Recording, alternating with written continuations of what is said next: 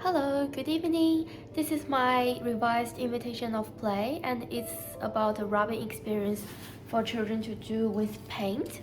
And firstly, I would like to introduce with my setup. As we can see, this is a table for 4 children to join. And I have prepared 4 white paper that children can rub the materials against the paint. And I would like to introduce the materials that I have incorporated in this activity. As we can see here, we have a plate of loose parts, including some gum nuts and pots. So children can actually use the gum nuts to dip in the paint and then roll against the paper. For example, I'll do some practice here. So I don't have a palette, but I just substitute with a paper card. So as we can see, they can create some textures using the gum nuts, or they can use a different kind of gum nuts and try to roll against the surface.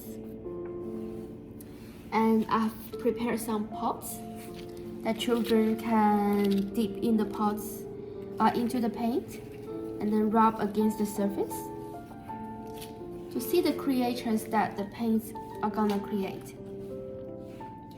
And in this activity, the paints are just substitutes of the paints I was going to use, because we can see here we have 4 paints, but I'm actually gonna use the earth color paints such as yellow and red.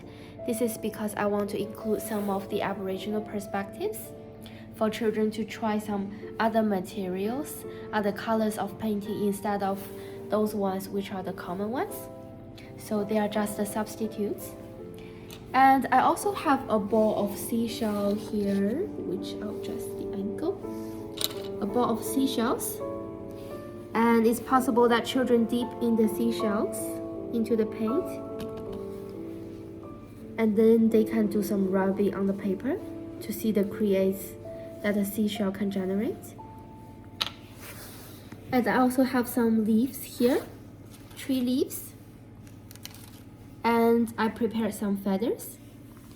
Children can rub the feathers against the paint and then just rub on the paper as a brush instead of the normal brush, or they can put paint on the leaves like this,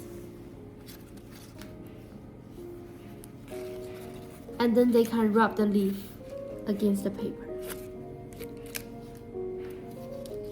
so that they can see the textures of the leaves on the paper. And I've also prepared some of the artificial materials, which are paper straws and cotton sticks.